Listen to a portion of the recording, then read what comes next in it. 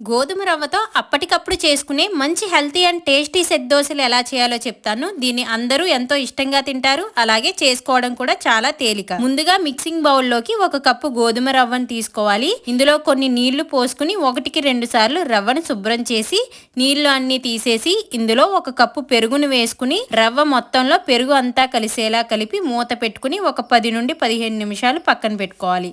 ఇది నానిన తర్వాత మిక్సీ జార్లోకి తీసుకోవాలి. దీనిలో పచ్చిమిర్చి 1 ఇంచు అల్లం 1 కప్పు నీళ్లు పోసుకుని దోశ పిండిలాగా గ్రైండ్ చేసుకోవాలి. ఇప్పుడు దీనిలోకి ఉల్లిపాయ ముక్కలు, క్యారెట్ తురుము, టమోటా ముక్కలు, కొత్తిమీర, రుచికి సరిపడ ఉప్పు, 1 స్పూన్ జీలకర్ర, 1/2 స్పూన్ పసుపు, కొంచెం కరివేపాకు వేసి ఇవన్నీ పిండిలో కలిసేంత వరకు కలుపుకుని ప్యాన్ వేడయ్యాక ఆయిల్ అప్లై చేసి పిండిని సెట్ దోశల్లా వేసుకుని మూత పెట్టి 1 నిమిషం పాటు ఉడికించి రెండో వైపు తిప్పి ఉడికిన తర్వాత దించేసి తింటే చాలా టేస్టీగా ఉంటాయండి ఈ సెట్ దోశలు. వీటిలోకి ఏ చట్నీతో తిన్నా చాలా రుచిగా ఉంటుందండి.